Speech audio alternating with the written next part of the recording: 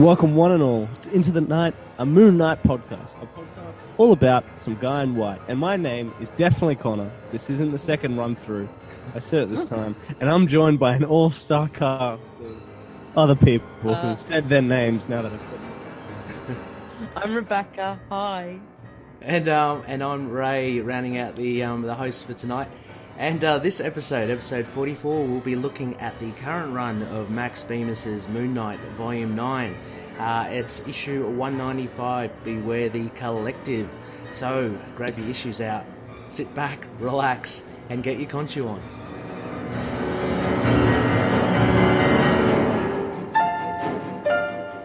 Yes, hello, it is great to be back. It's great to have Rebecca back. We're here for the new Bemis issue. It's what you're all really here for, huh? Yeah. That's fun. Yeah.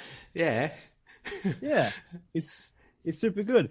And finally got all of us back in the studio again. It's been a cool couple of weeks. Had some great guests on with the other Connor from Brisbane, lives about 2 hours away from me, from Sons of the Dragons. Yes. And Rick, who's been a Rick big Ball Moon Knight fan for a while. special. Yeah, the big Rick Ball special came flying through. And it was really fun to have him on there as well. Yeah, but also let's not forget the other Loonies like Tommy, the man on the streets, and the power of Chad, who helped you out, Connor, as well. That was a few weeks ago. Yeah, that was a great episode as well. It was a good episode. Yeah. Yes. No, I was just going to say, now we've got the lovely Rebecca, so I was just going to ask you how you're all doing. I'm doing good. I've done with all my travelling around the country for the last 2 months. Yeah, been busy. I'm On very tour? much enjoying being home. Yeah, well, not quite on tour, but like it's a tour of cat sitting and with a little holiday in between. So, yeah, it's been good. Rebecca, you got. I saw her on Facebook as well while you were cat sitting. There was a mouse loose in the house. There was a mouse in the house. My little sister's cat goes out a lot, and usually only when they're there he brings mice in, and he usually plays with them for a couple of days, and then the mice are not a problem anymore. Let's put it that way. But he doesn't usually do it for me because he's not as friendly with me, so he doesn't feel the need to feed me as much. Yes. But when they went on holiday, there was a mouse in the house already, and she was like, "Don't worry, he'll deal with it. Yeah. Just be careful in the morning that you're not standing on any mice." So but there was no sign of any mouse, and then all of a sudden, I was watching TV. The cat water bowl is next to the TV.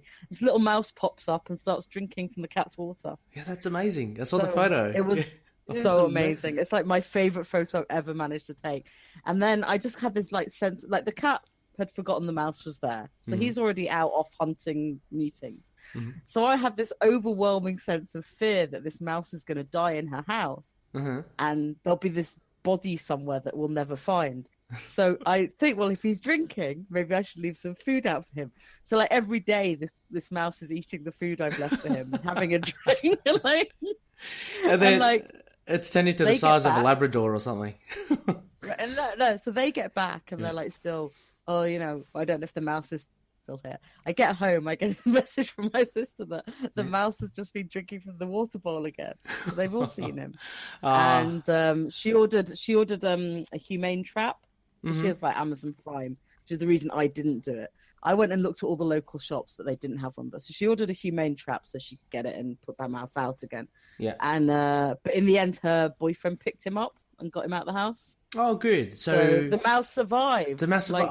4 days of being in a house with a cat. So I always enjoy a happy ending. That's great. Yeah, it's a happy ending there. But it was pretty special, and it's a very good job I'm not scared of mice because I used to have pet mice. So yeah, and pet rats and pet hamsters and everything. So I there's no rodent that really would freak me out like that. But I was just so worried about it that I was like, oh, he ate the food I left. Apparently on his last day he started taking cat treats, which I thought was quite cool too. All right. It was it really was live action Tom and Jerry, but oh my god, the cat just did not care. Didn't He was care just at like, I all. don't even know the mouse is there. Like, Your sister probably didn't even need a cat anymore. Just replace it with the mouse. yeah, yeah, pretty much. Be cheaper.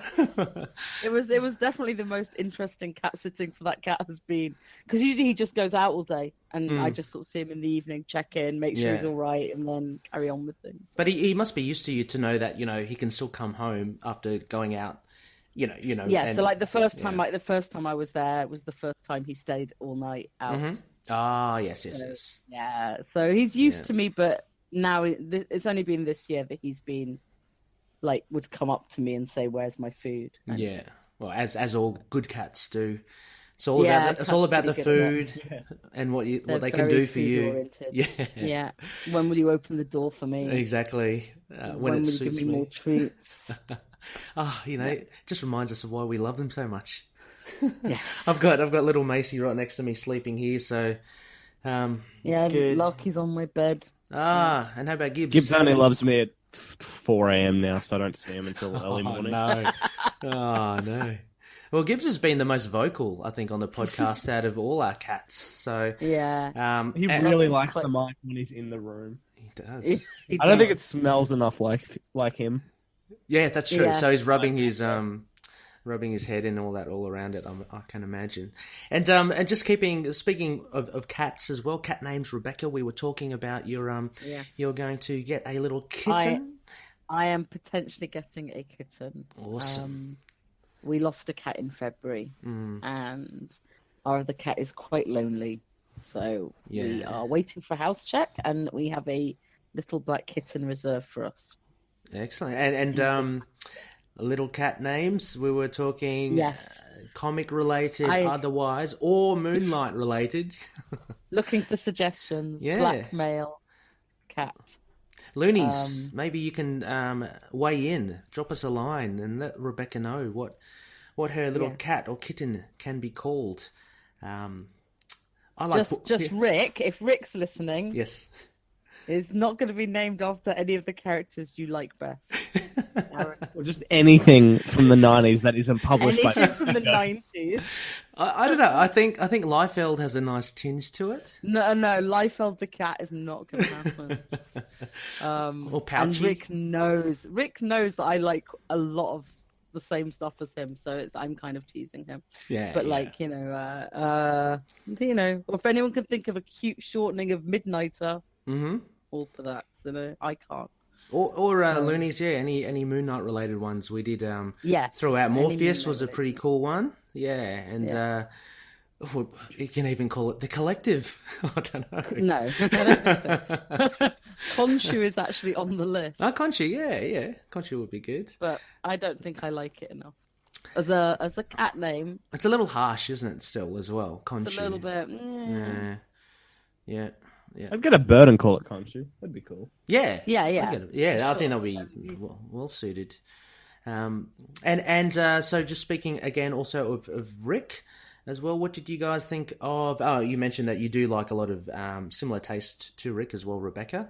But his Isla Ra books, his Desert Island books... had you read them yourselves? And are you familiar with them? The Gotham by Gaslight I found was really interesting. I'd never read that before. I've read a few of the ones he was talking about. I love Gotham by Gaslight. I think what struck me when I was listening to it, I think I even commented to you while I was listening to it, that if I ever did the series of books, they would be like the opposite of Rick's, which is only funny because we both do like some of the same stuff. Yeah. But if I was going to pick the absolute must-haves, I was just thinking his are also serious and good and quality, and I'd be like, hey, Pet Avengers. And I just say, he's got a Bendis book in there. It's not all quality, guys. Can't. Well, that Bendis book was heavy. I really enjoyed it, as mentioned in the episode. When Bendis is good, Bendis is good. Yeah, he's on fire. Which is funny because I didn't know he wrote Ultimate X-Men, because there are some shocking issues of that book that I've read a few of and then threw them away. Right. Yeah. But Rick did mention... That's really good. Yeah, Rick did mention, I think, after Robert Kirkham, apparently the Ultimate run is pretty crap. So, I'm sorry to any writers out there who wrote on it. Sorry, Connor, you're saying as well? Yeah, it's you three. Oh yeah, Rick and I also share a lot of love for particular, what would you say, time? But yeah, adaptations. Yeah. For some reason, anything from the 80s or games, we both seem to have appreciation for those comics. Or as well, actually, the show notes was quite lengthy. Rick gave me a huge list of manga and kaiju stuff and mech stuff. So I couldn't not put it in. So I got links to all of them. I put them all in. He's definitely someone that has a wide range and someone that is very passionate about his stuff. So it was really fun to have him on. But yeah, Rebecca, I mean, I know Connor as well. You might be into are you guys into the kaiju stuff or the? Yeah. I've not really read any of the comics. I've watched a lot of the films. Yeah. And they've been good, or more like just tongue in cheek sort of stuff. No, I've always really enjoyed them. Okay. I've always one of my first boyfriends was very into Godzilla stuff, so I watched a lot then, and I always genuinely enjoyed it. So I just never. It's one of those things where I just never really thought to look for comics about it. Yeah. Well, it seems like a very definite niche market for it. So I mean, yeah, I'm interested as well. Like Rick's given me the details, and we'll have to explore. I actually have to look up those show notes. Look at him. Oh, half the stuff I didn't recognize at all. It was all very, very cool. But yeah, there's plenty to sink your teeth into there as well. Also, as well, just things happening around the world, comic related wise. Looney listeners and comic based stuff. Solo, the movie came out. Rebecca, you've seen it. Connor, you just saw it today as well. I sure did. Yep, and I guess it's safe to say that you totally enjoyed it. Both, I guess. Yep. Yeah. No spoilers here as well. I haven't seen it. Yeah, there's a hell of a lot of spoilery stuff. Sadly. Oh, is there? Yes. Okay. I'd probably Stay off YouTube. Star Wars YouTube pages suck. They just put the spoilers straight in the thumbnail. Oh, really? They have no right. Yeah, don't look so at anything. silly. Because so it's like, and they're not spoilers. It's even hard to talk about them. They're not spoilers that you would expect to be spoilers. Okay. Do you know what I mean? Is that's the best sort, isn't it? Like there's stuff sort of that some just genuine surprises in there. Yeah. But it's not even like if you were talking about Infinity War 4, for example, not about to spoil it, but a spoiler would be like a surprise Avenger turns up. Yeah. Or Daredevil shows up. Yeah, or, something that would never pick. Moon Knight shows up, right? But you'd speculate it because it's possible. Yeah. I don't think I would have speculated even that some of the stuff in Solo that made me happy. So it's pretty cool. Great. I mean, it's like, look, it's not, oh my God, my favorite ever Star Wars. There's a lot of procedural stuff you kind of know is going to happen because you do know the history of Han Solo. Yeah, right. Yeah. Yeah. You're going to meet Chewie. Yeah. That would be good. Like their first meeting, that would be pretty cool. I never really considered that, but yeah, that would be fun. So you got stuff like that, and but I was impressed at what other stuff they got in there that I probably wasn't. I guess you go in there thinking, oh, I know everything there is to know about Han Solo. Yeah. And come out going, maybe I don't. Yeah, there was I'm a big Star Wars head. I'm a stupidly massive nerd for it. I'm not gonna lie, but yeah, when someone was like a Solo movie, I'm like, you know what, I'm good. But like coming out of it, I was like, you know what, I'm pretty happy for a sequel. Like it really, I think that was the most surprising thing is that you actually do come out of it going, I would watch the next one. Yeah. Can I just say as well, and I'm being absolutely sincere in this. Whenever like podcasts and articles and stuff would mention the Solo movie, the first thing that comes into my head is the teleporting mercenary from Marvel. So I always, I think you're the only one. I always, for a split second, think, "Hang on, he's not getting a movie." Oh, okay, it's Han Solo. Imagine if he got a movie. Yeah, because I'm thinking, I'm thinking, he's not that interesting, Ray. Yeah, his miniseries wasn't that good. How come he's getting a movie? No, it was no Fool Killer. No, exactly. Oh, hey, let's get another plot for Fool Killer. Written by Max Bemis. Go check it out. Written by Max Bemis. Everyone read it. Yeah, exactly. And I am its biggest fan. Rebecca's throwing flyers out in the streets. You should see a shrine. It's rather impressive. Yeah, Well, literally all over my computer it says "read full color." yeah, and I feel also with Solo, maybe I reckon it's this. There was such a big push for Infinity War not to reveal any spoilers. I don't know. I have a feeling now, maybe from what you're saying, Connor, at that Star Wars YouTube channel, that the pressure valve is off after Infinity War, and now with this movie, people are just like willy-nilly spoiling stuff because it's like, we don't have to keep our mouths shut anymore. I don't know. Just gonna put it out there. Sometimes Star Wars fans suck. Calling you all out. You know who you are. Gosh. I think we discovered that after Last Jedi. Yeah. Oh, yeah. That's yeah. Anyway, let's. And I'm not saying like no. I'm just saying that whatever you think of the film, like even if you hate it, I think their behavior was pretty. The people who didn't like it, it showed the same kind of behavior that I didn't like with the people who were rampantly against Secret Empire. Like there are things you don't do, and they include death threats to creators. Yeah, it's a bit extreme, isn't it? I mean, what's going on with that? It's like you, number one, capitalist society, you vote with your money, and number two, you have Twitter and Facebook, and you can say, "I hated it. This is why." No need to tag in the people who wrote it, the people who acted in it, the people, like... I know, yeah. Everyone experiences it differently. It's their job. They put in some blood, sweat, and tears. They didn't go out to make something they didn't go out to make something... Well, maybe, they didn't go out to make something terrible. Whether you liked it or not is a separate issue. But they still put in the work. Like, I'm imagining, if an actor hears that and if they pull in, like, 14-hour days, doing the shoots or whatever, you'd feel pretty gutted, like going, "Oh, look, I did put in a bit of work." But it's also like I have no problem with. I mean, tell them you hate it. Like, I mean, I think it's still rude to do to say I hated it, but you're like, but there's still a difference between that and like, I hope you die. Yeah, exactly. It's a film. I think exactly, it's a film. There's a lot more important things in the world than wishing the death upon someone that's just trying to do their job. So, Anywho. Sorry. That's okay. The Luke Cage, there was another preview. Anyone saw that on Netflix? I didn't. Yeah, I watched the trailer for the first time. I'm not sure how long that had been out. I haven't watched any trailers or anything for Luke Cage. Okay, which is probably good. Yeah, going fresh. Yeah, I haven't watched Jessica Jones season 2. Yeah, Connor, you're the freshest there is. I guess there's nothing's been watched yet. All the way Punisher hasn't been watched. Yeah. Oh fuck, that's true. Yeah, that's okay. Have you not watched Punisher yet? Oh, I haven't. The joys that waiting to ahead. be fair, I can't actually criticize Connor over TV viewing. Yeah, fair enough. Because it may be partially my fault. All her fault. All of it. You've ambushed Connor's TV minutes and hours. I made him watch The Leftovers.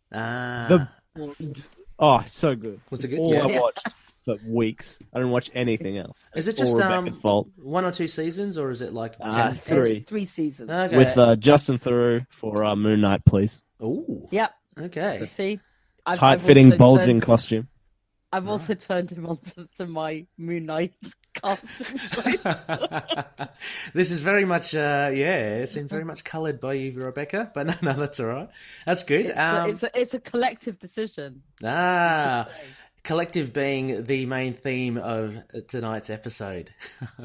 Also, Agents of S.H.I.E.L.D. finale. I know you've seen that, Rebecca.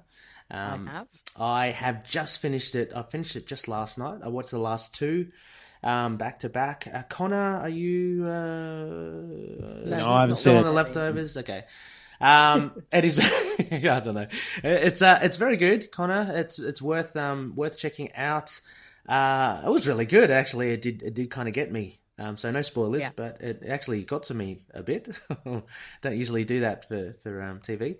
By the way, as an aside as well, I've started The Handmaid's Tale. You seen that, Rebecca? Very nice. I've seen the first season. I haven't started the second season yet because I'm trying to watch Westworld and Legion and there's another show. Oh, Legion! I'm so behind on Legion as well. So the Americans, Legion, and Westworld, and then once we've watched those, we'll do The Expanse and I think Expanse is cancelled as well.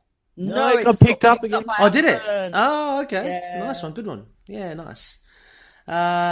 Okay. Cool. All right, Cloak and Dagger. I want to claim like the superior taste, keeping up with Westworld and all that, but I gotta admit, the last thing I've read Yep. was the Yu-Gi-Oh manga. So, like, I mean, I'm It not just doing shows- great It these just, Is, it is, just shows the depth. yeah. Is that a good Breadth. thing, Connor? Is that a good or is it bad? I don't know. I don't know, but I could probably be doing more. With my life. Fair enough. And we also get in the coming month as well, and only a few days away from June, we get Cloak and Dagger at some point. A review just went up for that today. Actually, I just saw embargoes drop for Yeah, I people saw who it. just seen episode 1 and 2. It's very positive. And they said it's very good. Yeah. So I'm going into that, quite, in a good frame of mind. I think that'll be pretty cool. Oh, we're only going to be a day behind the US on it. Oh, perfect. Great. Let's hope there aren't any death threats to any of the cast. I'm hoping they do a very good job, and I'm sure they have. I don't think it's high profile enough. I think that and Runaways. Oh, you never know, high Rebecca. profile enough to get that kind of hatred. There might be some corner in the world where it's all just Cloak and Dagger. You have to watch it though in case Moon Knight shows up. I mean, you never know. Yes. Oh, yep. If you just see Justin Theroux, or I don't even know what he looks. I'm sure he looks like Mark Spector. If he's He there, looks then exactly like Mark does Spector. he? It looks attractive in the end. Right. Yeah. Fantastic. Well, I think Greg Smallwood looks exactly like Mark. Yeah, Spector. he does. Can he act? I don't know. I haven't seen him not act, so there's still a case that Greg Smallwood might be the one. Exactly. Just Yeah. get him to train with the Navy SEALs for like 7 months, bulk up, and then yeah. I'd vote for him to act as or to play Moon Knight. Anyway, we have to get moving on a little bit more. Sorry about the little chat, loonies out there. Just finally as well, I guess pull lists. What's everyone kind of reading at the moment then? Yeah. What am I reading? I don't know. Started Quicksilver. Like Black Panther. Anyone reading Black Panther? I number picked up one? that my pretty small store had a copy on the shelf, so I definitely grabbed that one. You got that one? Yeah. Doctor Strange, the Cage run ended this week, and it was Yes. just as great as when it started. Yeah, I haven't read that yet, but it's really good. Fantastic. Also, I was really impressed with, was that last week? Bloodshot Salvation, number 9. Oh, that was last week. Oh, that was really good. That was good. Okay. EXO 15 was this week. Yes, I haven't read that yet. I've got that sitting in there. Is that good? It was alright. Okay, so it's still EXO at the moment is still kind of like just meandering along, right? It's we've just jumped into a new arc, so it's gone into like a flashback of when he was young. Okay, but it's still enjoyable, but nothing outstanding, right? Yeah. That Yeah, issue where he came back to Earth was really good. I only read Yeah, that the was other last day. month. That was amazing. And Yeah, then that was a now good one. Yeah. I thought it might be more about him. Super Sons also finished this week. Oh. That was sad, but good as well. Yeah, I've got Shadow Man 3. I've been enjoying that. I don't know. People don't seem to really get into it, but I've got it, but I haven't read it. Okay, it's just like I don't know if it's very kind of for me it's very detached from everything. So if you just absorb and soak in all these different characters, and not all of them are fantastic. Like the evil people are pretty much just normal people in suits. But if you kind of just like absorb it all in and take I think it it's for well what it is. written and well drawn. It's really I'm not cool. like, there was obviously the Infinity Countdown Darkhawk. Yes, Rick Balls. Yeah, he was which quite. I think we need to represent. I Oh, yeah. enjoyed it quite a lot. And for all you Rick heads, there was a 90s Turtles comic re-release that came out for Image. Oh, did you post The that? 90s personified. Yeah, you posted that up, yeah? Yeah. I wrote a review for it. Yeah. Nice. Awesome stuff. Pretty 90s. Say Yes. that. And also, we said goodbye to Bendis at Marvel. Yeah. Oh, there was a bit of I haven't finished that, but what I Yeah. read was sweet enough. Was it for my little I'm heart. not. was it I'm not divisive? gonna comment on it. Okay. Well, Well, no was it spoilers divisive? or I don't know. Always divisive, isn't it? It's always divisive. Okay. It's well, I was surprised at how many people have really hated this run. So they're not going to change any minds, because if you've hated the run, you're not going to suddenly last like the last one. And I'm not really sure why people who are hating the run keep reading it, because comics are expensive. I would Exactly. say I thought it had more good than bad Okay. to it. Was it a worthy send off? A worthy Wordy or worthy? Both. It was Bendis. Yeah. So it was. Look, it had many Bendis moments. It had a couple of what really. But yeah, you know what? If you've been along for the ride, I thought it was a nice send off. I'm glad we didn't have any big goodbye letters at the back. There was instead lots of photos of his time at Marvel, which was quite sweet.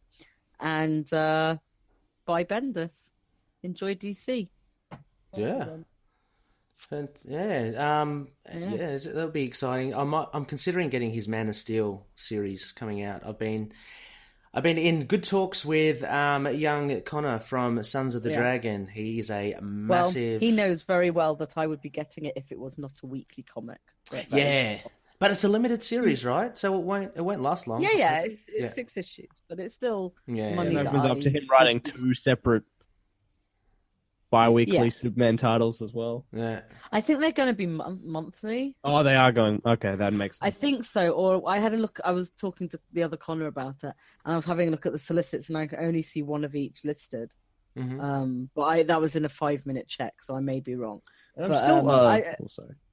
I also figure that look, it doesn't really matter if I don't read Man of Steel. I can still jump on for Superman 1 and Action 1001.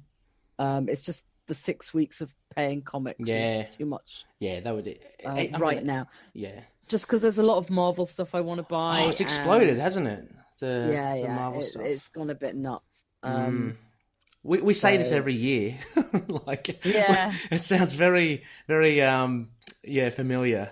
But I'm actually but Infinity Countdown's being a really enjoyable event. Yeah, I've heard. I've had to drop it because there's just too much to get. But I've heard it has so many tie-ins and stuff. And then Transformers is gonna start double shipping. Ooh, so 4 issues a month for you. Jeez Louise. My gosh. Yeah, so not only is it going to be depressing, but it's also double shipping. So, yeah, and I've got new Captain America coming on, the new Iron Man. Big deal for me. I know. Yeah, no, but West Coast Avengers coming.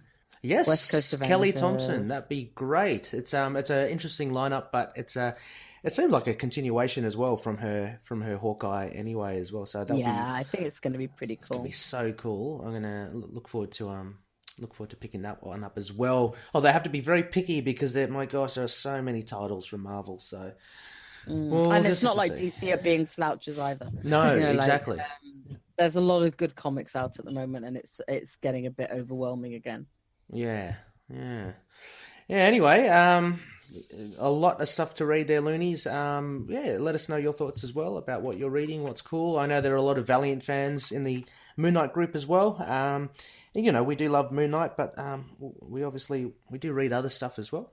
Be interesting to know what other people think, and that's one of the reasons why we get the likes of Rick on and Connor doing these Desert Island books. I think it's a really fun thing to trying to just see what everyone's tastes. Where everyone's different, so just pretty cool to see.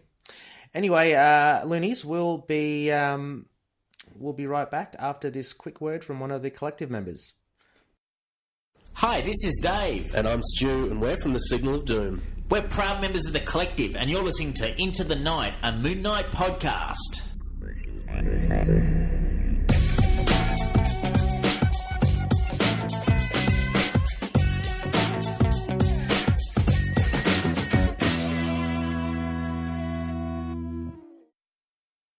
All right, we're back. And we've got just a little bit of news to cover. Look, I might, Connor, I might just jump into number 2 first, just because it's not like really like linky, internety news. But the first bit of news as well, I put out a while ago, got contacted by Max Bemis himself, which was really cool on Twitter. And he is doing, it's around now, isn't it? He's doing... It's today and tomorrow. Today and tomorrow. He's doing... Yesterday and tomorrow. Yeah, he's in the middle of his UK tour for Say Anything, his band. And he put it out to the Loonies out there for anyone keen to meet up, because he was keen to catch up and talk Moon Knight. One of the UK Loonies, Scott, who actually also, I'll give a shout out, is a host of 20th Century Geek podcast. He put up his hand as well, and so hopefully, touch wood, he will get in contact with Max and they can meet up. And Scott did mention that he will try to get a couple of photos our way and throw it our way. So it'll be great to have a photo of Max with one of the Loonies. Which is I know, I was cool. devastated I can't do it. Yeah, Devastated. it's But I work at 2 a.m. Yeah, so it's doing timing. things that happen in the evenings are very tricky. Yeah, very, and I'm not sure geographically, like the three of them. Geographically, it's a bit of a pain, but he was going to Birmingham, which isn't too bad. But then it's like you add it to everything else and evenings, and then having to travel home, and it's like it'd be tough. I mean, it was a work thing. Yeah, if I'd had a bit more notice, I might have been able to take a day off, but it's fine. I'm glad somebody's getting to meet him. Yeah, it'll be good, and hopefully all goes well, and hopefully, we can maybe. And I would have only talked about Fool Killer. Yeah, true. Also, as well, a little thing. I don't think it's non-spoilery, but I did get a little scoop from Max as well. He told me, like, in one of the future issues of Moon Knight, there will be a dolphin involved. So, there you go. You heard it first. You heard it first here. Getting all the scoop. What a scoop. Connor, what else do we have up for news? What else do we have? I suppose I'll kick off that the first volume of Bemis's run actually came out this week. Moon Knight Legacy, Volume 1, Crazy Runs in the Family. Yeah. Has dropped. I also realized upon checking that the first 3 issues are also available via Comixology Unlimited. Friends who have that, that's pretty cool. Fantastic. Adventures in Poor Taste has a full review of Volume 1, and they're very positive about it. Yeah, great. Cool. That's that's good. Yeah, that came out I think a week ago or something. I forgot to mention it in the last episode, but it's only Sorry, I was just saying for all the collectors out there, just be sure to track it down. Yeah, just saying as well, it's only a couple more weeks as well until we get the 14-issue hardback collection of Jeff Lemire and Greg Smallwood's run. I can't wait for that. I've got to save my pennies for that. Are you going to get that, Rebecca, or is it a bit... I mean, there's a lot. No, I do kind of want to, but I then have to decide who I give my soft covers to. I was about to say you can finish the compliment. Bought it, like, in every format. I actually bought it all in every format. Yeah. So I'm like, I didn't buy the 3rd volume. I don't know why. So, but yeah, so I'm kind of weighing up when do I plunge on buying the hardback and what do I do with the paperback. Yeah, I'm sure you'd be able to offload the paperbacks somewhere. I'm sure. A library, your local library as well. My local library, I think, has it. That is a good library. Yeah, my local library is pretty cool. Yeah, that's good. They bought a whole lot of the at that time. Okay. Which is pretty cool. There must be a fan in the staff somewhere. Yeah, they don't have any Valiant though. Boo. Neither does mine, sadly. Yeah. I'm constantly reminded how actually small Valiant is compared to the other companies. Yeah. Like, it is quite small. Like, it's not... I mean, because I guess we converse amongst other Valiant fans, and I know, I listen to the podcasts and all that, and you get a sense that, it's quite well loved, and it is, but then you look at the statistics, and it's so small in the whole comic book market compared to everything else. Yeah. So I guess in that sense, it's wouldn't be surprised the library wouldn't have it, unfortunately. Other bit of news as well, just the issue that we're covering tonight, issue 195. I was reminded by, thank you so much, Looney Joel. He posted up his photo of his variant cover with Greg Smallwood's Deadpool in Moon Knight garb. So that's available. So make sure for the collectors to collect that one. I've got that in my standing order now.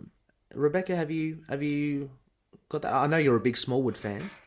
I've got the Smallwood one. Yeah, of course. What am I? That's a waste of 5 seconds there. It was funny because we were going through my comics yesterday. It's like, what's it's another Smallwood cover? Why have I got that Spider-Man? Oh yeah, Smallwood. Yeah.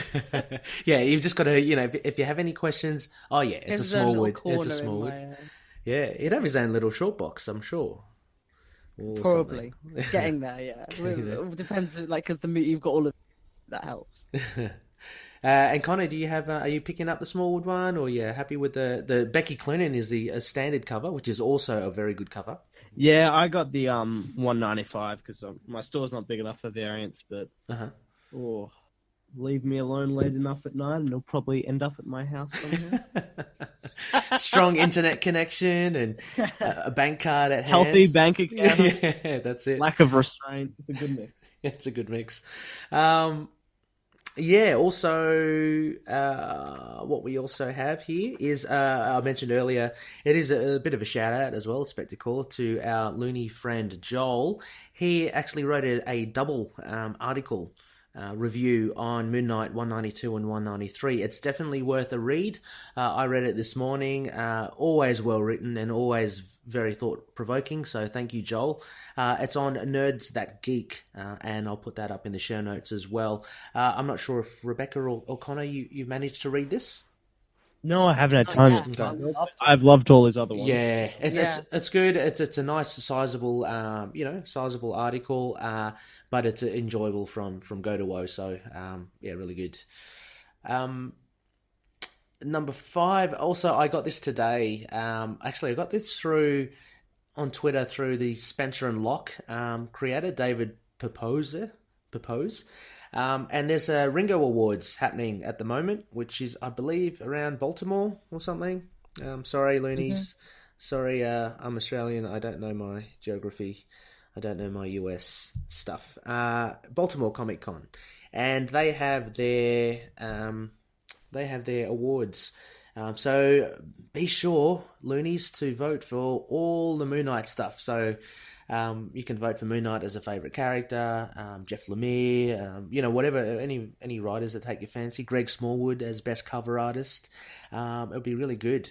It'll be really good to see Moon Knight clock up a few votes in that. In the prestigious awards, the Ringo Awards. There's a lot of categories. There are, yeah. I did fill out one for Spencer and Locke as well, because I do like that. But yeah, there are a lot there, so you don't have to fill out all of them, but you can fill out as much as you can if you want. And yeah, let's have a bit of fun. Let's make it all Mooney related. Yep, last one. Oh yeah, I was just going to say, we got our August solicitations for Moon Knight 198. Burroughs continuing his back on art. It's another one-shot. Onslaught of the Sadists. Moon Knight runs the trials of a society of sadists. The Mad Master of the society has set up traps specifically designed for Spectre. What pieces of himself might Mark need to sacrifice to survive? That's out the 29th of August.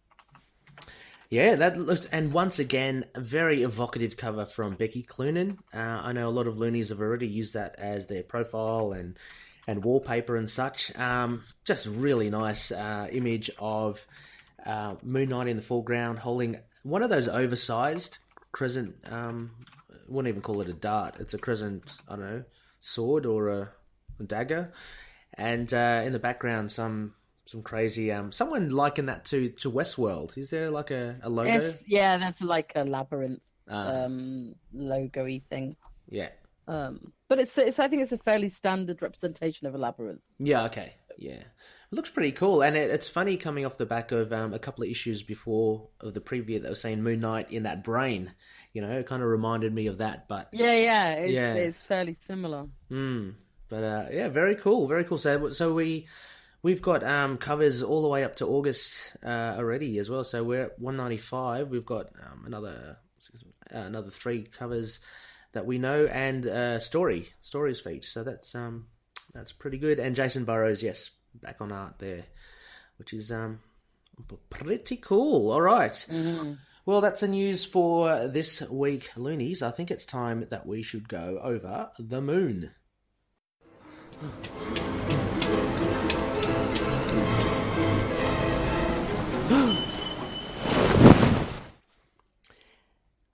Yes, we are over the moon, and as mentioned at the very top of this show, we are looking at the current run of Moon Knight, Volume 9, Issue 195, Beware the Collective, a very collective-centric episode, this episode. And as always, we will go through a bare bones, which is a synopsis of the story at hand, and we'll then talk about our four main aspects to the book, just the main themes or the main things that we can gather from it, followed by notes, which are any observations or smaller points of discussion, and we'll round that off with our Crescent Dart ratings. So, without any further ado, let's get into the bare bones.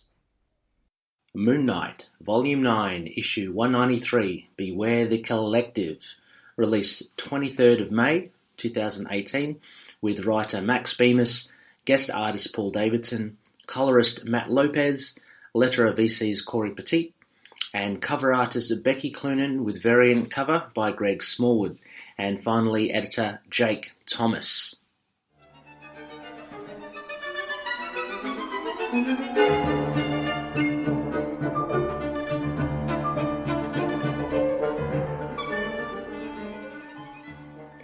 An odd man named Maurice conducts a meeting with four very disparate individuals in the hope to fuse their very personalities and minds into one being called the Collective.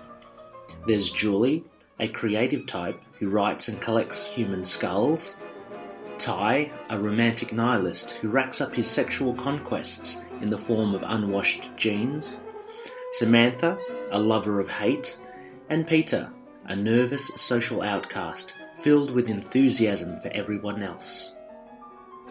With all five participants willing and able, the experiments to combine them body and soul commences. 5 months and 73 failed experiments later, Maurice finally decides to try something drastic. At a secret AIM hideout, Maurice links up with his cousin working there and gains access to a strange, glowing pink orb. The 5 participants all touch the orb, and in an impressive blaze of glory, they are combined into one. They do not stop there, however, and Maurice's poor cousin becomes their first victim, absorbed into the Collective's ever-growing self. Elsewhere, deep within Mark Spector's mind, his separate identities converse whilst fishing into a tumultuous, boiling ocean. Jake gives Mark grief for not killing his enemies, to which Mark responds that that is not what he does anymore. Well, mostly anyway. Behind them, Stephen Grant sulks in silence whilst Khonshu busies himself with a fishing rod. He gets a bite and pulls it up, only to reveal Marlene's head on the end. Mark's dreaming and reality converge, as in the real world, Marlene is prodding Mark to silence his phone. Mark, Marlene, and their daughter Deirdre are in the cinema, and amongst many an angered moviegoer, Mark receives an alert of criminal activity, which he later excuses himself to the chagrin of mother and daughter. Later, in Queens, and flying in on his moon glider, Moon Knight zeroes in on the crime which appears to be in the Hall of Science. The local cops at first aren't willing to point Moon Knight in the right direction, but after having realised the fist of Khonshu's reputation, they comply and meekly point Moon Knight towards the melee. Inside the museum, Moon Knight is confronted with an horrific and ghastly sight. The Collective has grown, having absorbed people along the way, and towers above him with fleshy limbs and tendrils yearning to grab him. The Collective continues to grow despite Moon Knight's efforts, and the two are momentarily distracted by an armed helicopter spraying bullets into the museum, hitting the fleshy beast and narrowly missing our hero. The Collective hurls a dinosaur's skull at the helicopter, bringing it down with a crash. It hasn't forgotten Moon Knight, and in a globulous mess, it charges towards him. Moon Knight skillfully evades the monster and unsheathes some new weapons, this time a double sword unwrapped from his utility belt, and he attacks the Collective. Although he gets in some nasty hits and slices through the collective, the sheer bulk of his enemy overwhelms him, and in a flurry of chaos, Moon Knight is absorbed. Deep within the mind of the collective, Mark and his other identities, Jake, Stephen and Khonshu, head towards the end of a tunnel. They are greeted by Maurice, who this time looks more like a trippy cherub, and he welcomes them to the hive mind of the collective. It seems that Moon Knight's battle will continue, but it will be from within.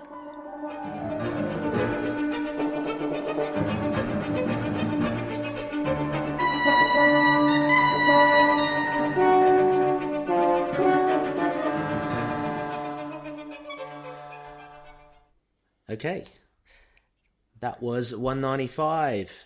Beware the Collective. A very interesting issue, this one. And I'll start off with Connor. What did you take away from this? Initial impressions? Initial impressions. I just want to get off my chest that obviously we have a podcast network called The Collective. The solicitations for this issue about a set of villains called The Collective dropped the week that we announced that. Yeah. Point that out. It was always against us. That was always against. That's true. Who knew, eh? But yeah, the issue. I love this. I thought this was really fantastic. This was, I had some mixed thoughts on 194 last month, last week that, I feel we went pretty well in depth into. It was a good review, but this one just really sold me on sort of more one-shot, one-off, contained stories type of nature. It's like what you loved about the Ellis run, but also with the craziness and of Max Bemis, and there's a lot of points with how it builds the world of Moon Knight and him as a character, him as a family man, as well as just crazy cool villains and an artist I thought I was going to hate doing stellar work. Big fan.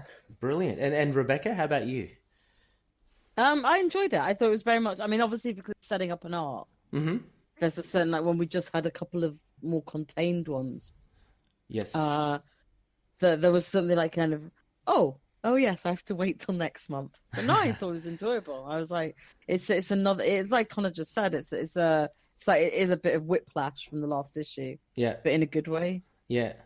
And I know what you mean as well. It is a good feeling, I guess, when you do go through an issue and then you realize all of a sudden you're on the last page.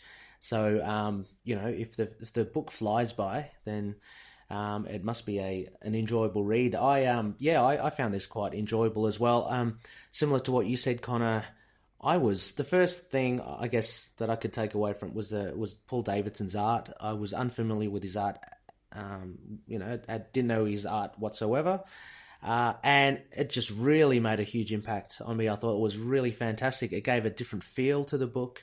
And also I feel Max Bemis gave it a different feel. What I really am enjoying about Max's writing, whether it be, up and down, in consistency, it's ever changing. So this is a totally different feel, I feel, to 194 and even the crazy runs in the family as well. It kind of keeps you on your toes, and I think that's really, really fun. Also the fact that we see Moon Knight back in costume and a bit more traditional street fighting. Anyway, I was quite pleasantly surprised with this issue. So anyway, let's crack into some of the main aspects here. So the first one would have to be this another new villain for Moon Knight, the Collective. What did you both think of the Collective and how it came about? Very disparate and very unique bunch of characters. Yeah, that turned out very much caricatures of it all. But yeah, they're like the evil Scooby Gang. And what we get is that leader. God, what's his name? Morris. Is bringing them together, and they through a favor from the AIM warehouse, they managed to use some sort of tech, and they all get melded into this ghastly villain. Did you guys see this coming at all, or what were your thoughts on the collective? Like, we heard about it a while ago, as Connor said. What were your thoughts? Was this something that you were expecting at all? Well, I was after I read the first page. I figured that's where they were going.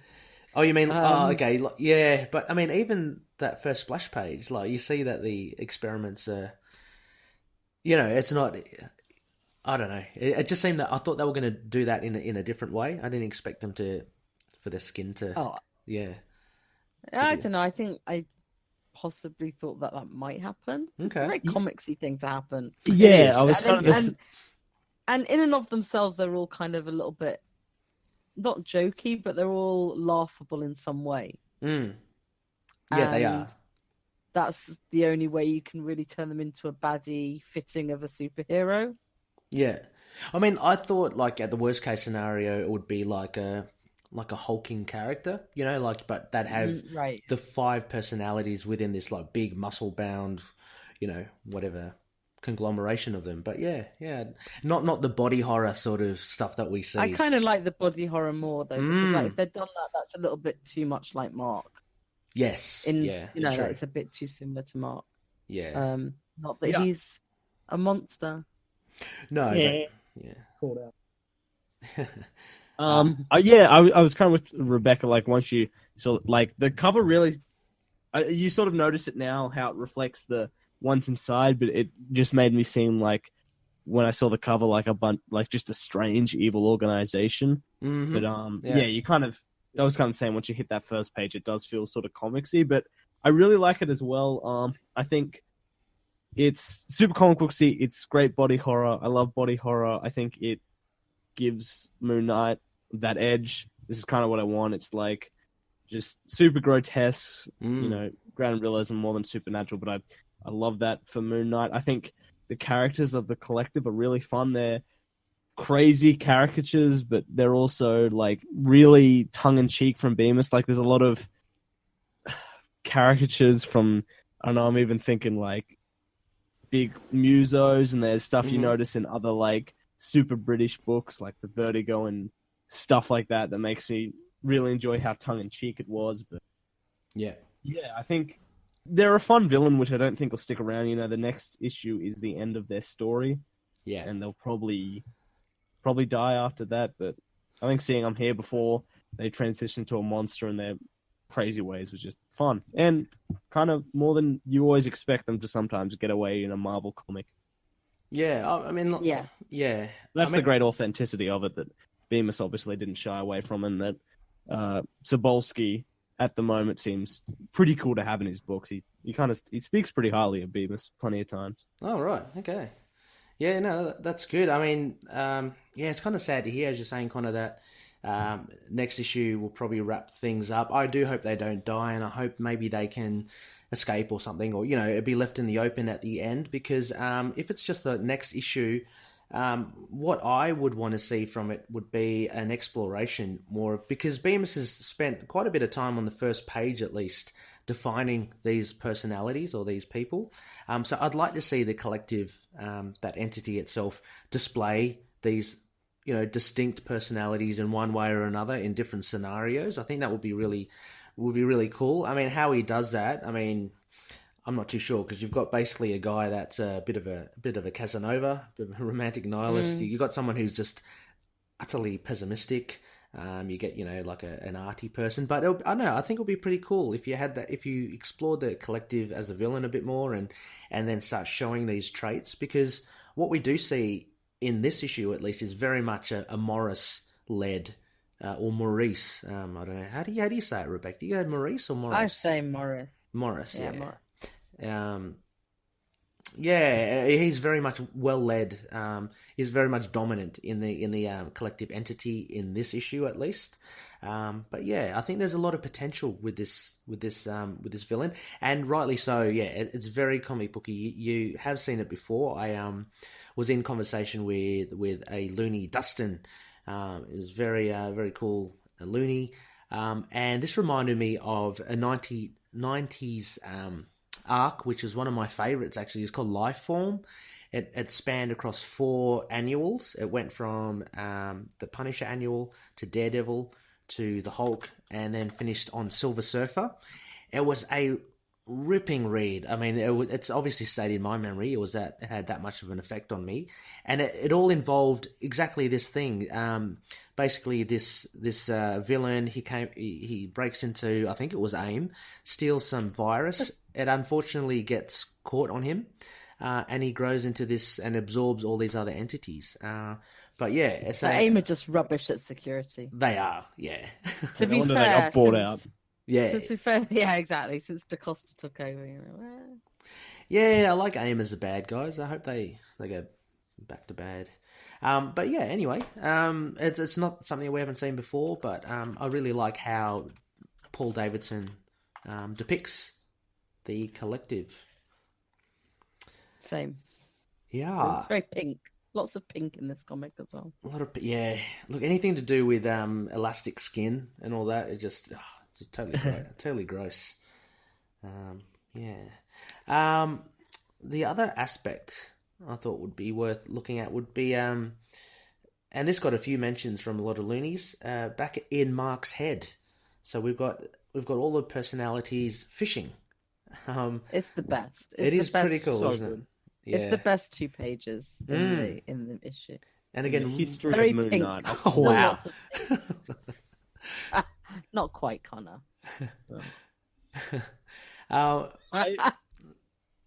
Yeah, but yeah, what do you? I mean, so well drawn here. I just love the depiction of like boiling, simmering ocean, and they're on this small little island. And Khonshu in his fishing gear. It's still He's very into it. The others haven't really dressed up, but Khonshu got a hat. Yeah, He's got his waders. He's gone full on. Yeah. And I still love that Stephen Grant seems to be his best friend.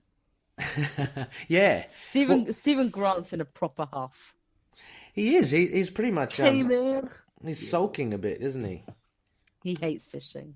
I can tell. And it seems that Bemis very much is concentrating on, I guess, Mark and Jake. And Jake, again, being the bit more of a loose cannon compared to Mark. Which is really funny because, again, Mark was a mercenary. Yeah. And Jake is just a taxi driver. So you'd think Mark would have seen a lot more than, regardless of the fact that they're the same person. Yeah. So, I guess I'll jump into it because this is probably what sort of heightened the issue for me from being like a good issue to really enjoying what's happening with these one-shot sort of smaller contained stories. I love that, I love the style of villain. I love the fight scenes, which I guess we'll go into more in the when we talk about the art. Just super great. But what I really love with this is it's giving him these one-off, awesome fights like the Ellis run, and in the same way as that also sprinkling parts of his life in between. In the Ellis one, it was a real deconstruction, this was a real psychological look. Here it just, the way it interludes the discussions in his head, sets up his personalities, sets up his family with Marlene and Beatrice even more, his current state of being. I don't know, it just makes the character feel so much more lived in and just so in the now, which is what I love about superheroes. I love the deconstruction like Ellis and definitely Lemire, but also this is just so great and refreshing to read, the days in the life of Moon Knight. It's just see characters interact around them. It's just exactly. Yeah, and then the old fashioned trope of the New York cops as well. So you get the normal people. So Moon Knight just in amongst it, which is really cool to see. And even his what is that? Oh, his glider, the moon glider. He comes in on. In the street. Harks back to the Vengeance of the Moon Knight series, which is cool. Davidson's art. What did we all think of this? I thought he worked really well with Matt Lopez. Yeah, I think it's very expressive, but in a different way from Burroughs. Yeah, true. It's so Yeah, funny. awesome. Yeah, there are some similarities. I can't pinpoint it, but there are similarities between his artwork and Burroughs. But obviously they're very different. Sparky Malarkey from the Looney Bin mentioned had a very indie vibe to it. Yeah, it's sort of the first half is also a very sort of mix of the cartooning of like Fantagraphics mixed with a Marvel superhero style. It's like a perfect sort of middle point between the two. Mm-hmm. And it's just sort of really great for setting up the characters, the collective. And you notice the style actually shifts when we get to Moon Knight, more, where the comparison borrows the real sort of properly expressive, proper characters. Mm-hmm. And then he draws an amazing Moon Knight. I love the way he draws the costume. I think it's really good.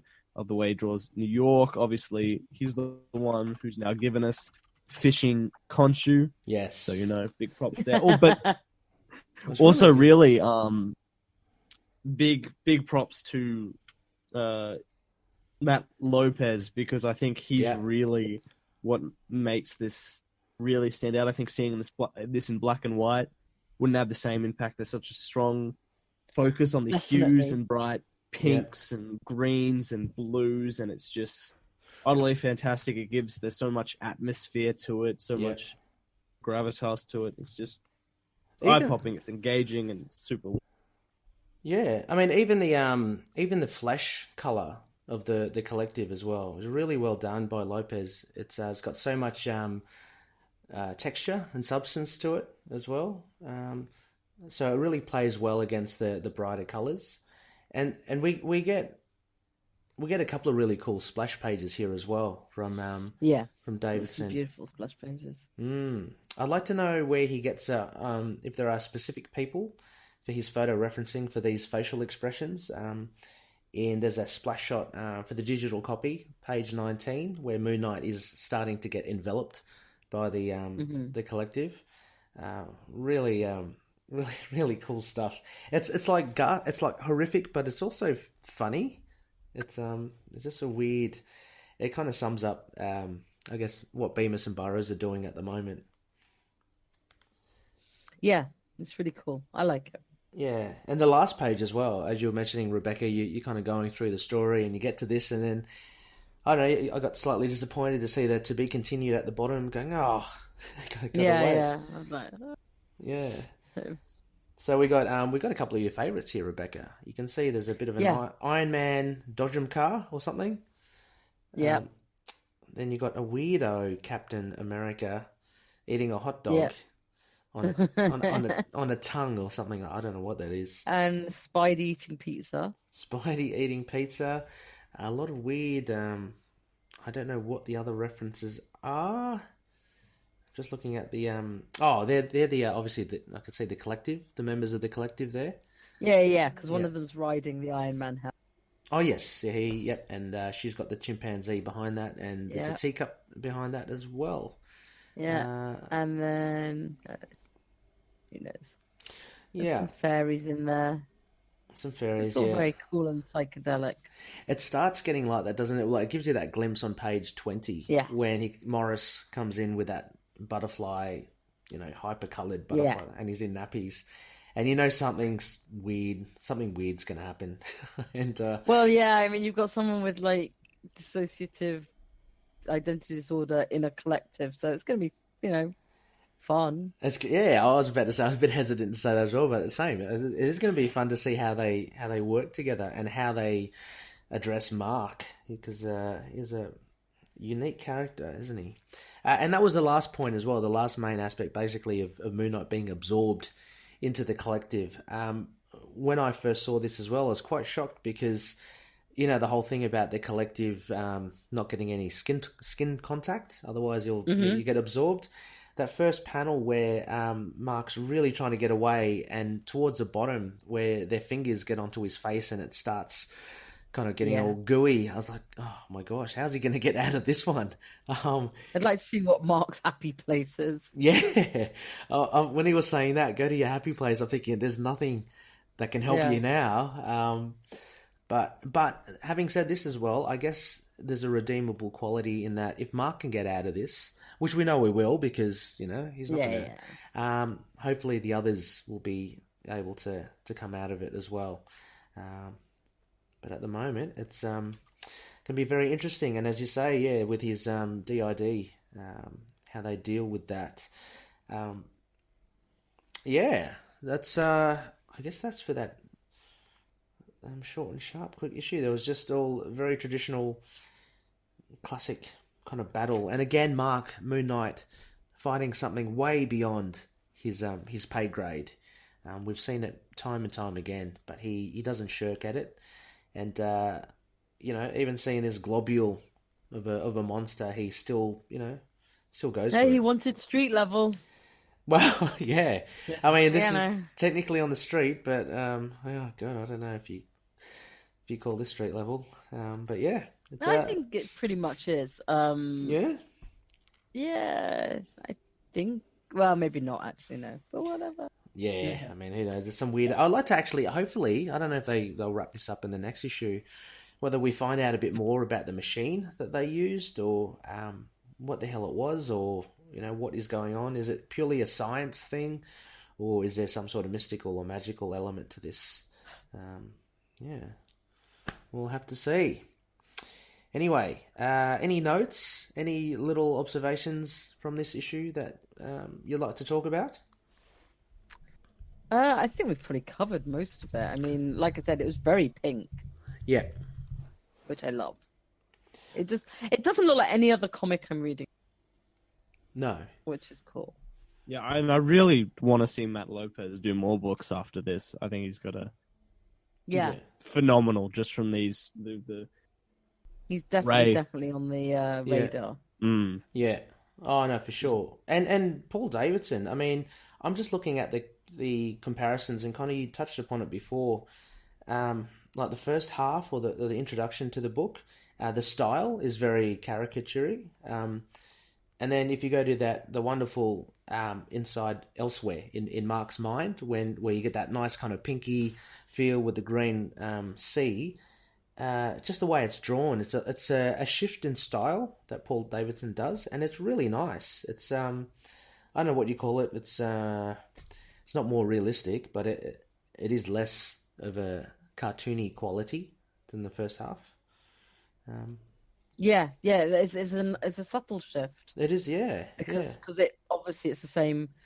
it's the same style, but just like directed differently. And you see it a few different ways, because like you get like you said, the beginning bit's almost cartoony. Yeah. Then you flip to Mark, which is much more sort of what you're expecting. It's much more normally proportioned, the cinema's a little bit cartoony again. Street scenes back to being normal proportiony, and then you get the horror. Yeah. So wonderful diversity here from Paul Davidson. I thought what was funny was Mark in the cinema on his phone. People saying naughty man. Yeah, and look, we've all kind of been there in some capacity. And just another an example of Bemis's humor, I think, working in this instance, just because people can kind of relate to it, and that was pretty funny. Yeah, Mark's just got no socials. Well, that's a good point. Yeah, he's probably very socially awkward, as opposed to, say, his persona of Stephen Grant would be a lot more, a lot more conscious of what he's doing, amongst others. Other notes, his weaponry. I loved his. It came out from his belt. It was those swords, the double swords. Yeah, that's like my favorite kind of fantasy weapon, and I can't remember a time I've seen it before. No, I can't say I've seen it, but I love how it comes out of his utility belt. Yeah, I love that as well. It's kind of like, because I was thinking at first it was kind of like an alternate version to, say, Ghost Rider's chain. I thought he was like a spiky... I thought it was a chain as well. Yeah, but then it kind of all snaps into place, and that's just really brilliant. And I do love the nod to, as I mentioned before, the Vengeance of the Moon Knight run before with him on his and actually we've seen it on the Ellis run the moon glider that he comes into the city on. That was pretty. I liked him balancing on that lamppost. Yeah, That was really cool. I noticed that as well. Thinking, geez, he's very agile, isn't he? Yeah, I'd be dead. Oh yeah, I'd end up straddling that post and hurting myself with that. But yeah, it's really cool. Other notes I had here were his just the psychedelicness, I guess, of the end, which again showcases Matt Lopez and yeah, Davidson / Burroughs does this as well. So I can imagine it being such a really fun thing to do as an artist. So yeah, and yeah, the last one I mentioned was Marlene's head. I found that strange. In that world of Mark's mind, any significance there that you can place that down to? That they fish out her head. I think that's his subconscious telling him that she's nudging him and saying, yes, your phone's going up in the cinema, dick. Yeah, of course. Sorry, like a dream. Yeah, you're right. Yeah, I can hear when you get those prompts. Yeah, yeah, sure. But I think it's exactly the kind of reveal that, like, when you see it on the first page, you're like, why Marlene's head? What's she done to him? Yeah. And then you turn the page and you're like, oh yeah, yes, he deserves it. And absolutely. And I really do like the depiction of Beatrice here. Like, she's just eating her popcorn. And she I think she's already realised that her life is going to be like this. Yeah. Keep eating the popcorn and demand more sweets. Exactly. And she's more appropriately, I think, depicted here by Paul Davidson. I found her a bit sketchy, and I think Tommy mentioned that in that issue that you covered, Connor, where she almost looked like just a young teen. In some bits by Ty Templeton. Over here, she's very much seen as, I don't know, 6 to 8, something like that. Yeah. Yeah, which is... That's me. Cool. Well, if we have no other notes, Crescent Dart ratings for this. Connor? You do it first, Ray. You go first for one. Stop being selfless. Take it away. Okay. Yeah. Look, as mentioned from the top, overall impressions, I was really enjoying this. Actually, I thought Bemis's humour worked. I was pleasantly surprised with Paul Davidson's his artwork, and even further surprised by how well he and Matt Lopez worked together.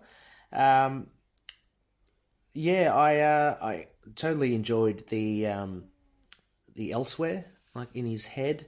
I love how Max Bemis is keeping that bubbling along. The conversations that Khonshu, Mark, Jake, and to a very less extent, so in this issue, Stephen Grant. I thought that was really good. The Collective is a fun villain.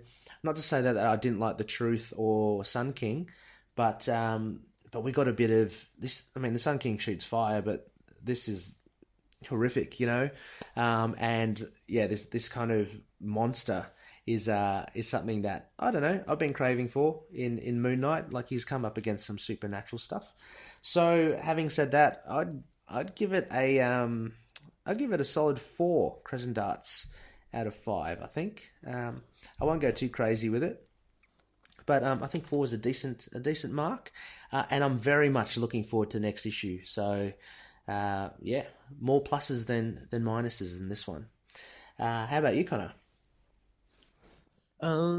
Yeah. Look, I was really happy with this issue. I feel like I've probably raved the most about it, like a weirdo. But I just found this issue to really work. I've had a lot of problems, as much as there's so many great ideas with Bemis. There's a lot of disconnect between way themes and humor works. This issue was just able to bring the best of his humor, the best of his ideas so far, to bring them together in one really great working issue with fantastic art, and probably give this 4.5 out of 5. It'll be really good, up there with probably one of the best sort of contained stories for Moon Knight. Lovely. How would you look? I'm putting you on the spot here as well, Connor. How would you, if we segmented Volume 9 so far into Crazy Runs in the Family as one, 194, which was a one-off, and the beginning of this new story, where would you rate this story compared to the other two? Oh, I think, yeah, as a whole, I think, this issue. Oh, I mean, I think it. Yeah, I think there are so many strong parts of those first 6 issues. I probably would give it to that. Like that first issue was just perfect, and there's a lot of really strong stuff that really does, outside of this false, really does leave it sort of up the top. Yep.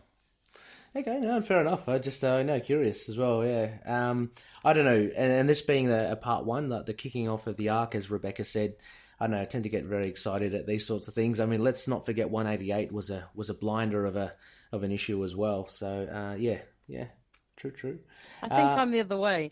I think I go more 3.5 because I want to know more. I want the full arc before I'm ready to judge it fully. Sure. Yeah, no, for sure. And it's a shame if this but also not a bad score because I like the art. I love the change of style. The color's amazing.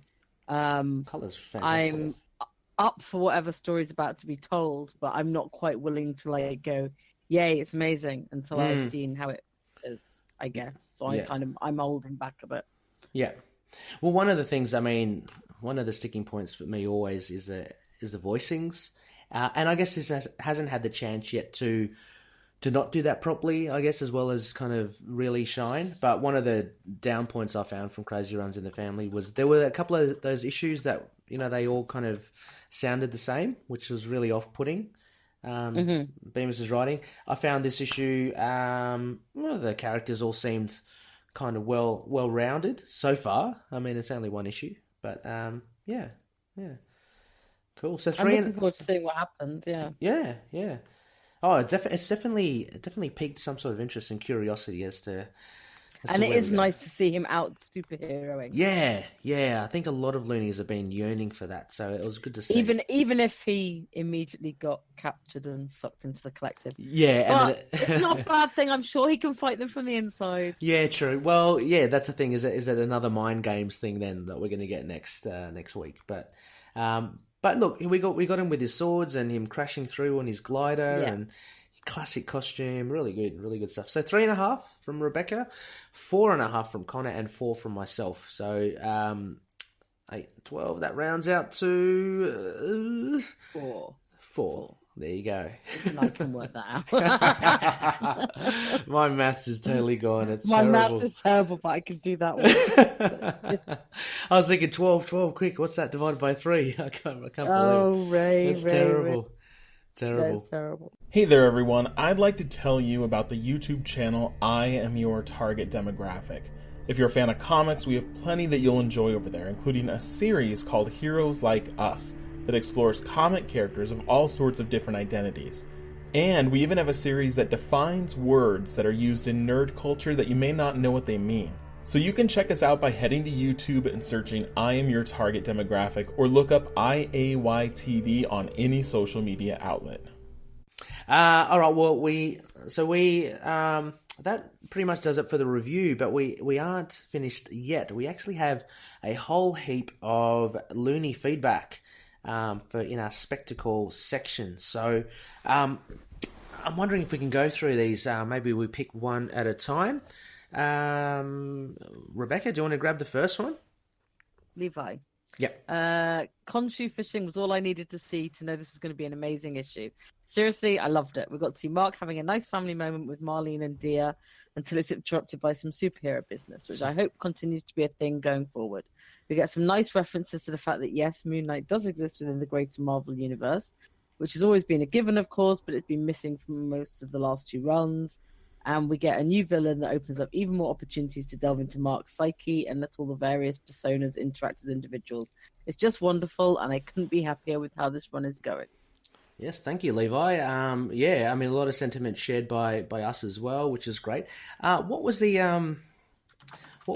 heads up to say that he was part of the greater Marvel universe? Oh, AIM. Sorry, I guess it would be AIM. It was AIM. Him talking about being more street level, leaving it to the other guys. Yes, that was. I knew there was a reference about the there was a couple of little the policeman saying he's the crazy one. Yeah. Them knowing he's the Moon Knight.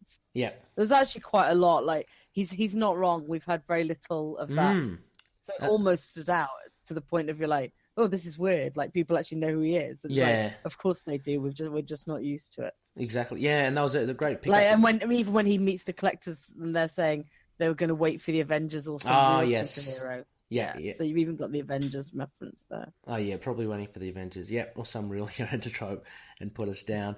Yeah, no, Poor Mark. I know he's just browbeaten every chance, even sledged. But thank you, Levi. A great pickup, and absolutely, it's great to have Moon Knight in the fold again.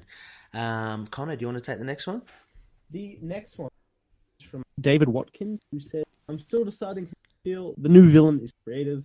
The artwork is again very cool. They've really downplayed the importance of the Moon Knight costume." Right, yeah. Yep, creative villain artwork is cool. Downplayed the importance of the Moon Knight costume. Thoughts on that? A comment? Yeah. Have they? Oh, yeah, I don't know. Hit us up. Explain just what you think. I think that's a really interesting point that I'm Yeah. totally getting. Just... Yeah, true. Me too as well. If anything, as you mentioned, the depiction of the costume I thought was really cool. We get the long flowing cape again. You know, almost like it was that Benson run where his cape seemed to go on for like meters and meters and meters. You know, it's kind of that impracticality, but just looks so cool. You know, but yeah, David, just let us know what you think about that.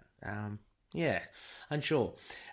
This next comment from Bobby, who also runs the Moon Knight Core Facebook page. "I really love the mind palaces Mark goes to in these Bemis issues to talk shop with the other personalities.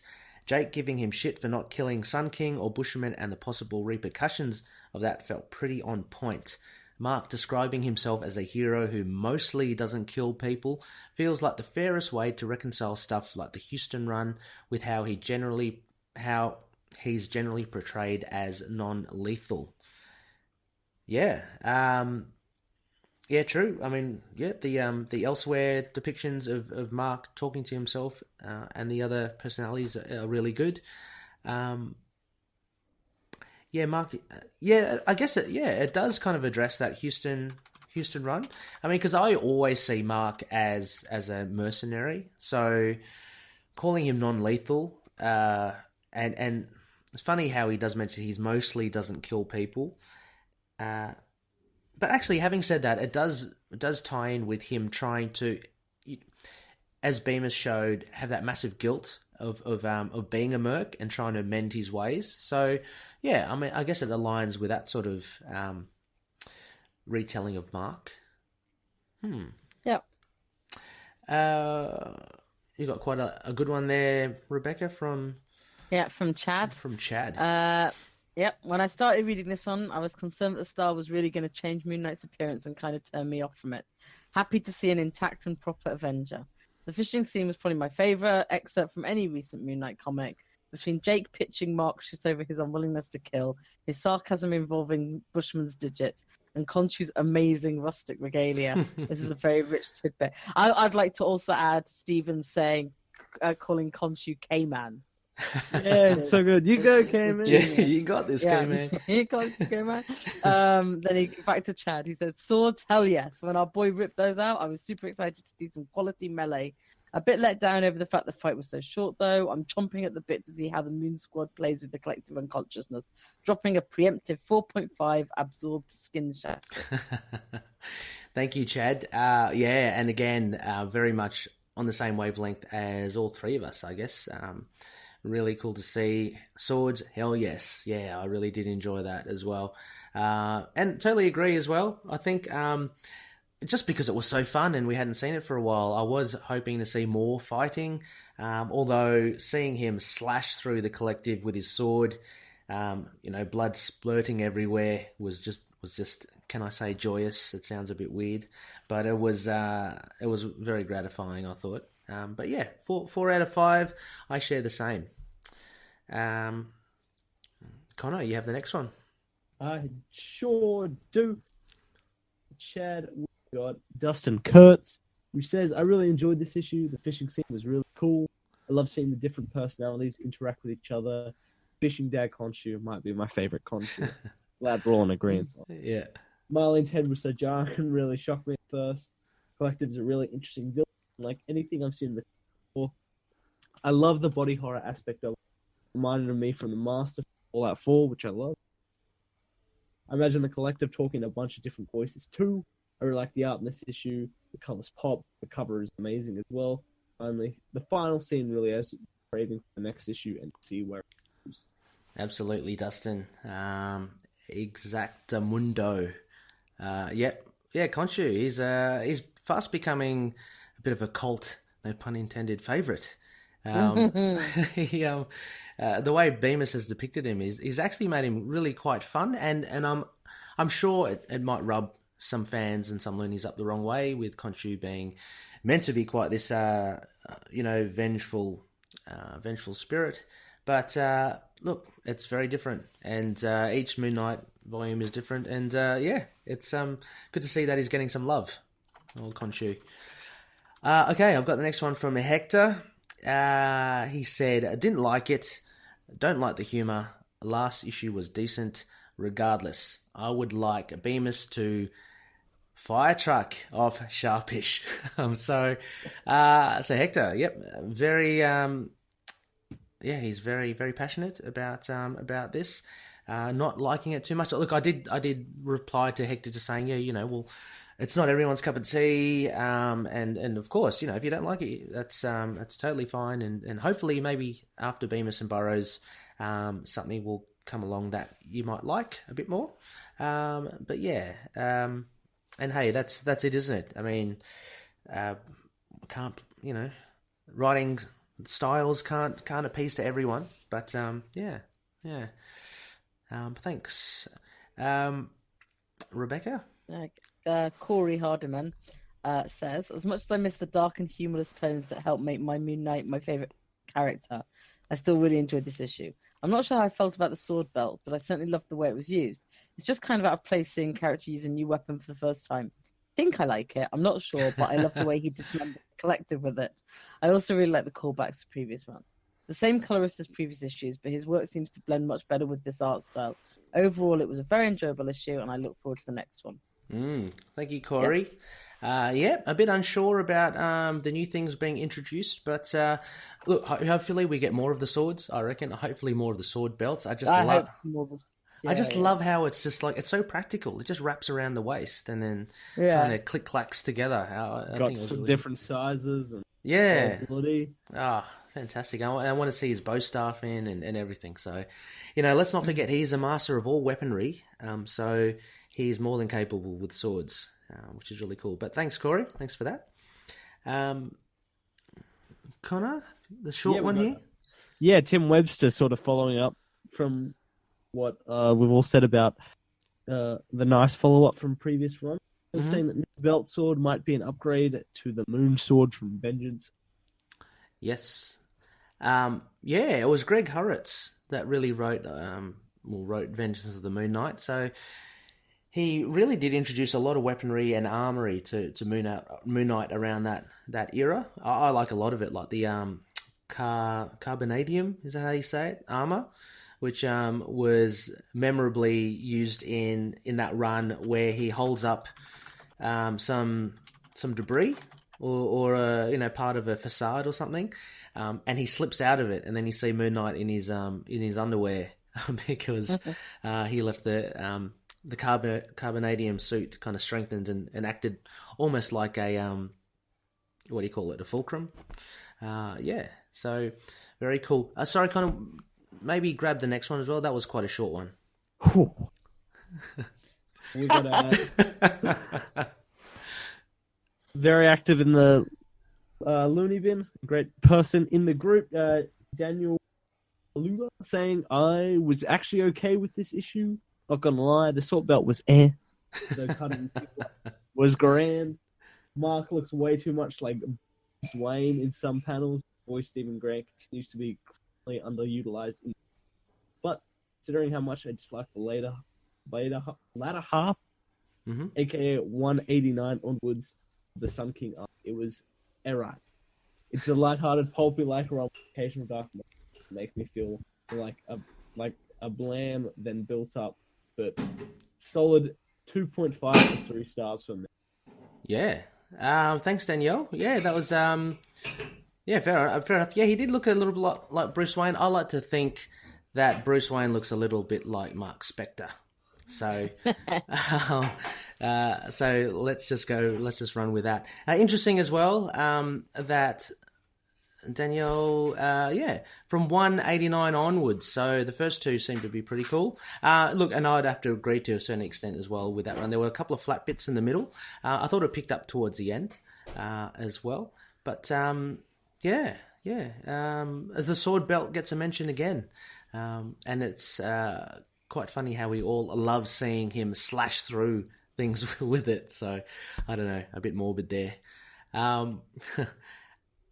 Rebecca, the next one? Derek Scott Plummer. I'm not sure how I feel totally. Basically, everything with Mark I loved, and the physical design of the new villain is cool. I think the end just went too weird for me, or at least just not my style of weird. Morris makes me uncomfortable.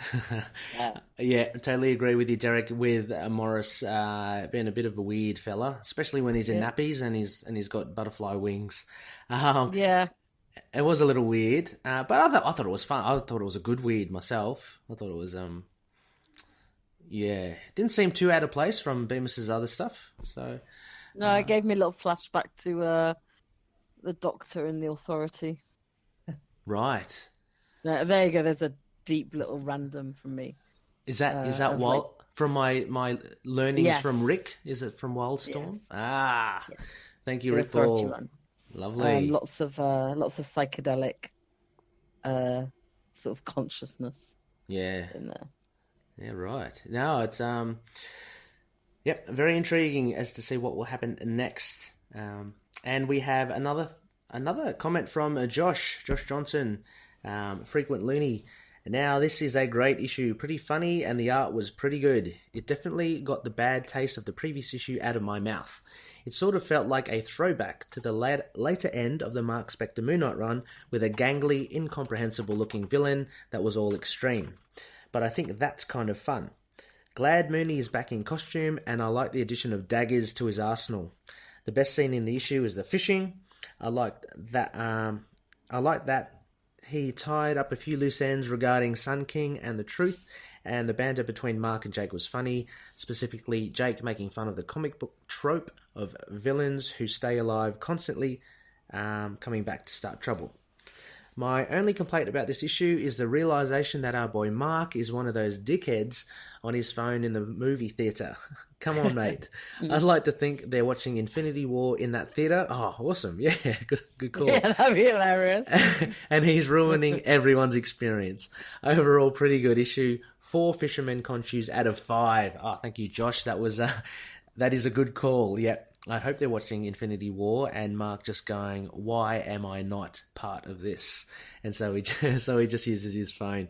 But, I agree. Phones in the theatre are very bad. And I love your rating system, 4 Fishermen Conchus out of 5. Brilliant stuff. And finally, Connor, rounding out the comments for tonight. Yes, good old Midkind. Susan, my favorite impronounceable boy. Love you. Love you, man. You go, man. This issue fell on the weird and wacky side. A bit trippy, to be honest. But now the colours feel at home. I like to see more Fisherman Conchu soon. Mark handling more exotic work. I give this 3.5 to 4 belt swords. We're getting creative in this section. They are, aren't they? Yeah, we've got to step up our game. Far out. We can't just do crescent darts these days. 3.5 to 4 belt swords. A great mark, and thank you for those comments, Midkind. Thank you everyone for sending in stuff. It's always fun we got one more. Oh, do we? Sorry. Oh, we do. Sorry. Yep. Oh, sorry. Oh, Logan. Alrighty. Maybe we take 2. He's got points in here as well, which is great. Maybe we take 2 each. Okay. Yep. Do you want to grab the first 2, Rebecca? Yeah. Logan. First point. I love this issue. The trippiness of the art was superb. The grotesqueness of the collective teacher was characterized fantastically. Moon Knight was actually characterized better than Bemis's past issues. Number 2, I understand and sympathise with the complaints that Bemis shoehorns his politics maybe a little too obviously, but in comparison to other writers, it's not so bad, especially this issue. Yeah, I didn't feel that he shoehorned anything, and he did. I don't feel he has previously. No, I mean neither. Yeah. But I've heard people say that. So Right. Yeah. Well. Yeah. I mean, please elaborate, Logan, as well. But yeah, good, interesting point to come out, and yeah, totally agree with you about loving the issue and the trippiness of the art, grotesqueness. It was very good. Connor, maybe the next two. Yeah. He says he creates villains that I love to hate, and he was well crafted. Although the James Franco lines fell flat to me, all those teenagers reflected as such blundering idiots. Absolutely. Oh yeah, I've got to pay that. Well done. And what was this James Franco line? Something about giving his scripts and James Franco. Yeah, it's what that first annoying woman. Oh, okay. Yes, of course. Yes, of course. Yeah. That's right. Really weird. We'll cop that one too. Right? Yeah. Strange choice. But he also says, by the way, one of our questions: what was the device in the AIM facility? Is that its first? Yeah, interesting. Good question, Logan. I'm gonna have to try and look that up. It's gonna be. Yeah, I'd like to know more about this device and what it is. I think it was funny again how Bemis introduced this by Morris not knowing an AIM scientist. He ended up being a janitor, right, or some just cleaner. And so you first get the impression that he's the guy somehow responsible or partly responsible for the device, but it's just his mate getting him the foot in the door. He meets a grisly end as well. But yeah, interesting. We'll have to do some digging for that. So, I might put that out to Tommy, our man on the streets, if you can, my good sir. Can you check that out? And please let us know post-haste. All right. So, the last two comments from Logan. Thank you, Logan. The Moonie on the Queen's page 11 on the digital, is one of the coolest depictions of our caped Looney I have ever seen. And his sword thingies were so dope. Absolutely agree. Now, have I got this wrong? What is the Queen's page? Is that in New York, possibly? Oh, the Queen. Oh, yes. Yeah, yes, you're right. There it is. Title, Queens. Excellent. Yes. Coolest depictions, yes. The moon glider, absolutely. And the half page almost, or the middle shot of Moon Knight charging ahead. Absolutely brilliant. Yeah, the full cape. Just a limitless cape. And his final comment, Logan, says, was Marlene's head attached to the fishing line supposed to symbolise something? If so, it went right over my head. Logan, you and I were thinking the same, but it was aptly answered by Rebecca and Connor this episode, as it being a prompt of him kind of getting out of his dream, or his daydreaming, and Marlene reminding him to be quiet or something like that in the cinema. So, yep, that was Marlene's head. It was a bit jarring at first as well, but very well drawn by Paul Davidson. Okay, well, that's all the remarks. I think we're ready to wrap up, guys. Thank you so much, Rebecca, again for joining us. Never a problem. Always fun. I really do like our little chats as well just before coming on the show. It's good to hear things are going well. I hope a little Bushman will be right at home with Larky. little Raoul. But yeah, I hope the house inspection and all that goes well. But yeah, you'll have to share us some photos once you have the little fella. Oh, I'm sure there'll be photos. Yeah, absolutely. And Connor, always a pleasure, my good sir. Bringing in the all the info, all the all the stuff. I'm just a bit of a bumbling mess, but you keep things happening. So well done. Thank you, my good sir. Next phase, Connor, do you want to take us? Yes, to... we got the next phase. We had a spectacular cast this week with Ray and Rebecca, and this week, next week, we'll have Chad with us to talk the magazine, volume 115, Night, volume 5, issue 6, the finale of The Bottom. That would be great. Should be really cool. And just bubbling along with the Hulk magazine 15. They're pretty good. Doug Munch's early works, so can't wait to get into that. You can, as always, Loonies, find us or drop us a line on email at itkmoonnight@gmail.com. On Facebook at facebook.com/itkmoonnight. We have a Facebook group with loads of great loonies there at facebook.com/groups/itkmoonnight. Got that on the mind. Twitter, the handle is at itkmoonnight. And our blog site is intothenightpodcast.wordpress.com. So we'll have all our scripts and stuff there, as well as show notes as well, past and present. And we're also on Instagram, Tumblr, YouTube. Just search Into the Night, a Moon Knight podcast. And finally, we're on all good podcast catchers. Just check us out on the likes of Stitcher, Spotify, iHeartRadio, Apple Podcasts, that sort of thing. Google Play, I believe. We haven't got Google Play in Australia, but I'm assuming it's working because it seems to be green lit whenever I send it over there. But yeah, that's about it. Until next time, everyone. Be great. Yeah. Thank you, Ray.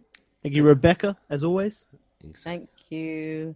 And as we always say on this podcast, you got this, K-Man. See you next week, everyone. See you later. Bye. Moon Knight and affiliated characters, stories and events are properties of Marvel Characters Incorporated.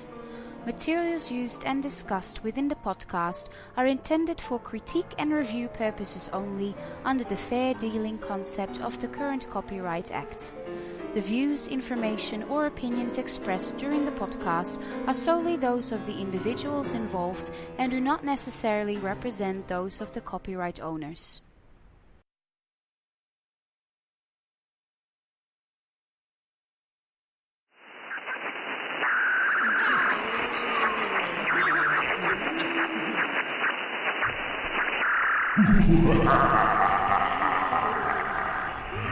I am the Collective. Not only am I the nemesis of that pesky Moonlight, but I'm also a network of exciting and interesting podcasts and YouTube channels which cover comics, geek culture, and comic book characters such as Ghost Rider, The Defenders, Iron Fist, The Inhumans, Namor the Submariner, Moon Knight, and much, much more. Click the link on the podcast description to find out more about these exciting shows. Oh, shut up.